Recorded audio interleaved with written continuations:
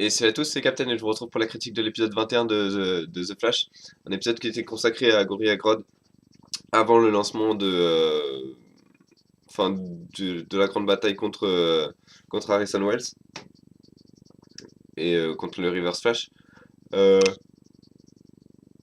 un épisode qui était plutôt sympa à vivre, notamment grâce à Grodd, parce que je pense que c'est la première fois qu'en fait, dans la série, hormis le Reverse Flash, on a un adversaire qui est vraiment dangereux, puissant et limite trop puissant pour The Flash. Donc ça, c'était assez sympa de voir que Barry et Joe, donc, enfin tous les personnages qui sont entre guillemets sur le terrain, euh, sont, sont terrifiés par Grodd.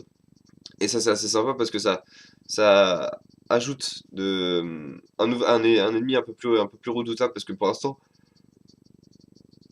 c'était beaucoup un épisode, un vilain quoi. C'était beaucoup de vilains qu'on pouvait.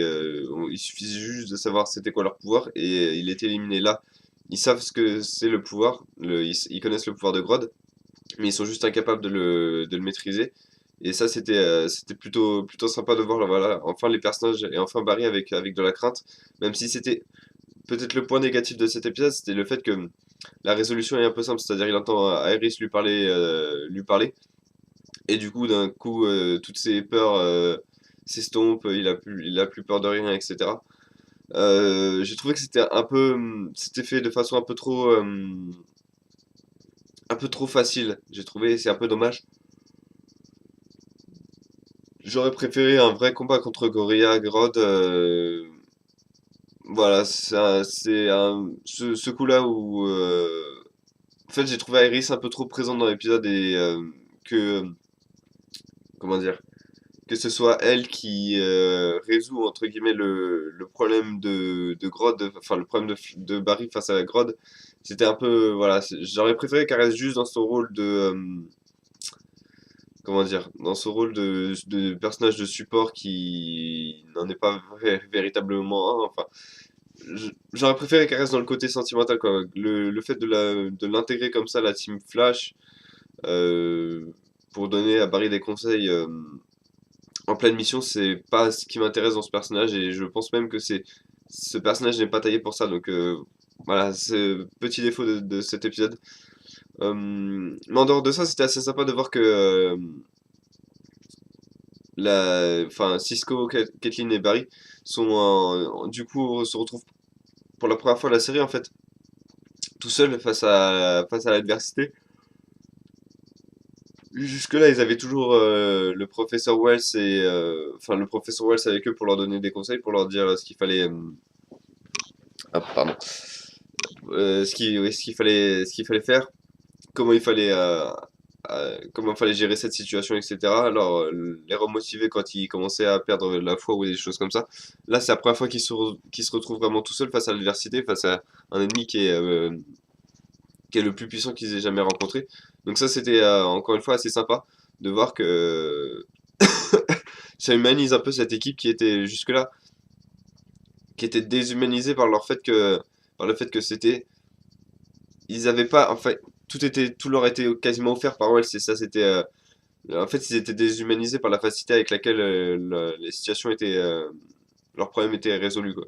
Donc là, le fait qu'ils ont un problème, mais au final, ils arrivent quasiment pas à le résoudre, c'était assez sympa. Et plutôt bien vu parce que du coup, ça annonce un final où ils vont encore devoir se surpasser, quoi. J'ai bien aimé également les dialogues entre le professeur Wells, enfin, Eo Barton et Eddie Sun. Du coup, de découvrir qu'en fait, la lignée des Sun, apparemment, elle est plus ou moins, enfin, pas maudite, mais elle couvre des personnages très importants. Apparemment, il y a des scientifiques, de ce que j'ai compris, il y a même des chefs d'État, des politiciens, etc. Et apparemment, de ce que j'ai compris, Eddie est le seul échec de cette famille, donc ça, c'était assez sympa. Même si j'espère que j'ai l'impression en fait que ils vont nous faire une Arrow saison 2, c'est-à-dire que enfin, que Eddie va s'en prendre à Barry parce que il lui a volé Aerys. Enfin, j'ai l'impression que ça peut tourner sur ça, et j'espère que ce sera pas le cas. Voilà pour terminer. Sinon, je voulais juste dire que honnêtement, Les effets spéciaux sur Grodd ont été plutôt réussis, sauf à la fin où on le voit grimper sur un bâtiment, ça a vraiment fait fake. Mais le reste, j'ai trouvé que c'était assez sympa. Ça, c'était assez sympa. Grodd fait vraiment imposant. Et voilà, vraiment, ils réussissent les effets spéciaux sur The Flash. Et ça, c'est plutôt bien à voir, de voir qu'une série télé peut avoir des effets spéciaux au moins passables, quoi. Donc en termes de notes, je vais mettre un 8,5 sur cet épisode parce qu'il m'a bien plu. Euh, le seul défaut, ça a été l'omniprésence de Aerys qui était, à mon avis, pas forcément nécessaire et peut-être un peu tard dans la saison pour ça. J'aurais préféré en découvrir plus sur, entre Waltz et Eddie. Mais bon, je pense qu'on apprendra ça dans les futurs épisodes, donc dans les deux derniers qui restent, le 22 et le 23. Donc voilà, moi je vous donne rendez-vous pour la semaine prochaine pour la critique du 22. Et puis bah sinon, si vous voulez suivre l'avant-dernier épisode de Arrow, la critique sera demain. Donc à bientôt.